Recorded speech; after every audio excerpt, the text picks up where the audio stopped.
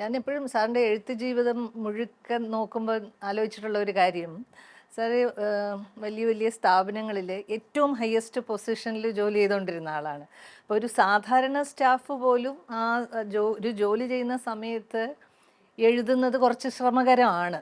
അത് പ്രത്യേകിച്ചും ലേഖനവും മറ്റ് കുറച്ചും കൂടി ചരിത്രം അങ്ങനെയൊക്കെ എഴുതാൻ കുറച്ചും കൂടെ എളുപ്പമാണ്. ഒരു സർഗാത്മക രചന, ഒരു ഇപ്പം നേരത്തെ പറഞ്ഞ ജോർജ് പറഞ്ഞ ഒരു ഭ്രമാത്മകമായിട്ടുള്ള രചനാ ലോകം, ഇതൊക്കെ സൃഷ്ടിക്കാൻ ഒരു വളരെ കൃത്യത പാലിക്കേണ്ട, സാമ്പത്തികമായിട്ടുള്ള കാര്യങ്ങളൊക്കെ കൃത്യമായിരിക്കേണ്ട ഒരു പൊസിഷനിൽ ഇരിക്കുമ്പോഴും അത് നമ്മളുടെ മൈൻഡിനെ ശരിക്കും രണ്ടായിട്ട് തിരിച്ചു വെച്ചിട്ട് വേണ്ടേ? ഒരു വശത്ത് വേറെ വേറെ വഴിയാണല്ലോ, അത് എങ്ങനെ സാറ്?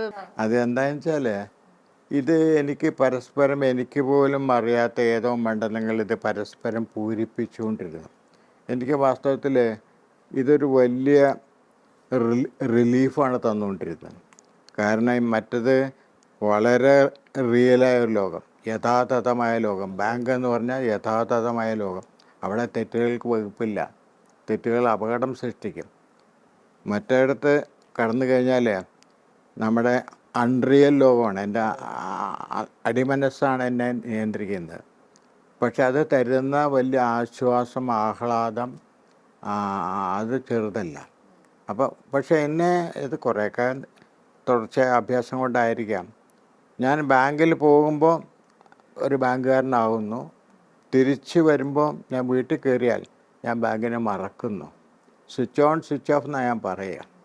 പിന്നെ ഞാൻ സ്വാഭാവികമായിട്ട് എനിക്ക് എൻ്റെ ലോകമുണ്ട്. പക്ഷേ ഇതിനകത്ത് ടൈം മാനേജ്മെൻ്റ് എന്ന് പറയുന്നത് പലരും ഒരു ഒഴികഴിവാണ്. ചിലർ പറയാം എനിക്കൊരു കത്തെഴുതാൻ സമയമില്ല, സാറങ്ങനെ നോവൽ എഴുതി.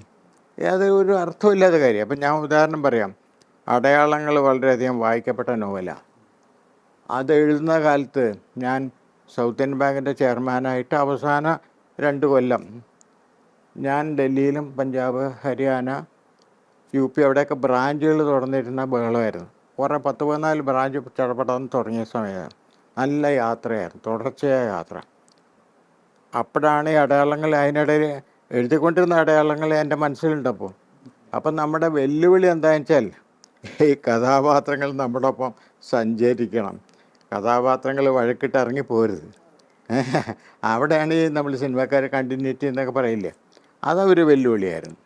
കാരണം ഇത് നമ്മൾ ആ തുടർച്ച നഷ്ടപ്പെടാതെ കൊണ്ടുപോവുക. സമയമൊക്കെ എല്ലാവർക്കും സമയമുണ്ട്, 24 മണിക്കൂറുകളിൽ എല്ലാവർക്കും. അതെങ്ങനെ നമ്മളെ അതിനെ നമ്മൾ പ്രയോറിറ്റൈസ് ചെയ്യാമെന്ന് ഇംഗ്ലീഷിൽ പറയില്ല, ഒരു മുൻഗണനാക്രമം ഉണ്ടാക്കുക.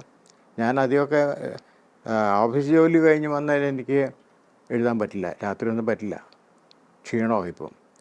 കൃത്യമായ ഒരു 10 മണിക്ക് കിടന്നും ഉറക്കവും വരും. എന്ത് ടെൻഷൻ ഉണ്ടെങ്കിലും എനിക്ക് ഉറക്കം വരും. ബാങ്കിലൊക്കെ ഇത്ര അങ്ങേയറ്റം സമ്മർദ്ദം ഉണ്ടായിരുന്നാലും കിടന്ന ഉറക്കം വരും. വെളുപ്പിനിട്ട് 4 മണിക്കൊക്കെ എഴുതി. അപ്പോൾ അതിൻ്റെ വാസ്തവത്തിൽ തകഴിച്ചേട്ടൻ എന്നോട് ചോദിച്ചേ, എനിക്ക് വളരെ അടുപ്പമുണ്ടായിരുന്ന തകഴിച്ചേട്ടൻ ചോദിച്ചു, എടോ തനിക്ക് 3 മണിക്ക് എണീക്കാൻ പറ്റുമോ? ഞാൻ പറഞ്ഞു 3 മണി ഒന്നും പറ്റില്ല, എന്നൊരു 4 ആക്ക്. അങ്ങനെ 4 മണിക്കായിരുന്നു ആദ്യകാലത്ത് എഴുതിയിരുന്നത്. ഈ കൈമുദ്രകളൊക്കെ എഴുതി 4 മണിക്ക് എണീറ്റാ അതൊരു അങ്ങനെയൊക്കെ നമുക്ക് നമ്മൾ സമയം അഡ്ജസ്റ്റ് ചെയ്യും. ഓഫീസിൽ പോകാനും അതിന് മുമ്പ് എഴുതാനും നടക്കാനും അത്യാവശ്യം വ്യായാമം ചെയ്യാനും നമ്മൾ പതുക്കെ അഡ്ജസ്റ്റ് ചെയ്യും.